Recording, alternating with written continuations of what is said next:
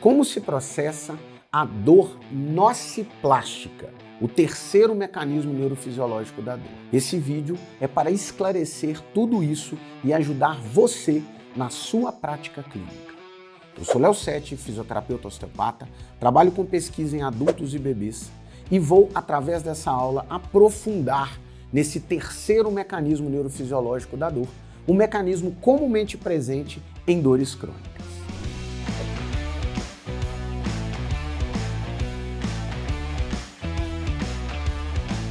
Em 2016, a IASP, Instituto Internacional de Estudo em Dor, nos presenteou com o terceiro mecanismo neurofisiológico da dor, que é um mecanismo que geralmente está presente em indivíduos com dor crônica. Aliás, é fundamental ter dor crônica para considerar a possibilidade do mecanismo neurofisiológico da dor.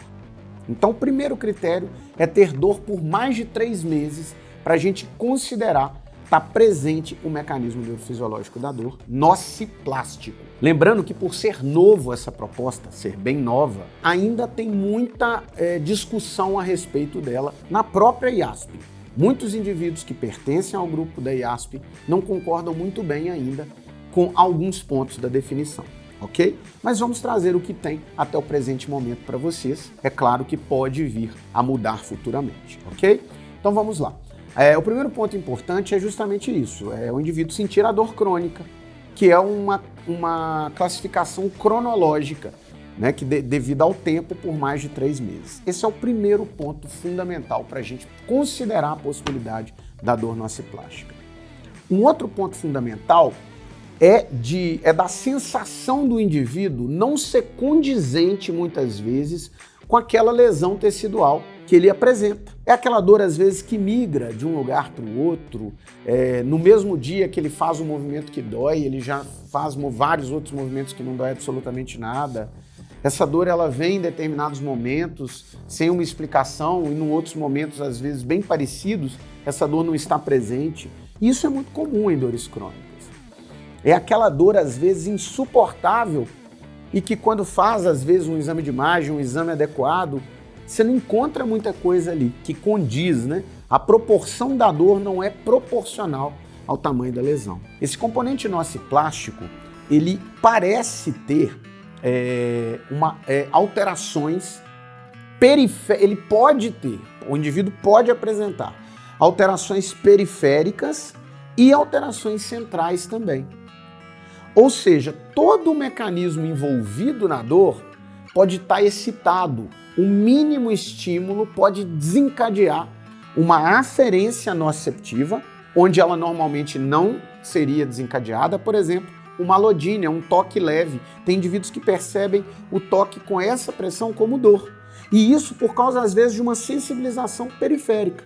Eu toco, o nociceptor dispara, o mecanismo de filtro medular, seja ele de interneurônios ou do sistema inibitório descendente, pode estar, muito pelo contrário, né? O sistema inibitório descendente pode estar inibido e o sistema excitatório medular aumentado, facilitando com que aquela resposta periférica de excitação, ela ascenda ao cérebro, proporcionando ao indivíduo uma experiência de dor, numa situação que não é perigosa. Lembrando que a dor tem esse objetivo, um alerta de perigo. Esse componente nociplástico, ele é fundamental justamente a gente sempre entender que o indivíduo, ele não está criando a dor. Não, ela é real.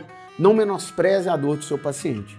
Ao mesmo tempo, é um estímulo que não deveria gerar dor.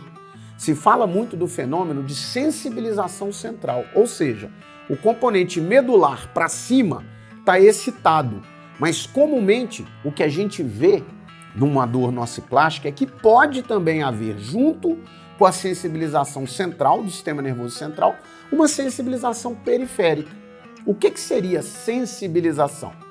O limiar de ativação de resposta dos neurônios vinculados à percepção da dor a nível periférico, chamado nocicepção, e dor a nível central, podem estar reduzidos. Ou seja, um estímulo não nocivo pode ser realmente disparar o mecanismo periférico e interpretar com o mecanismo central de excitação. A dor é sempre, a dor ela vai estar sempre vinculada a uma percepção, uma experiência, que depende a diferença de percepção e experiência. A percepção é quando o estímulo passa pelo córtex frontal.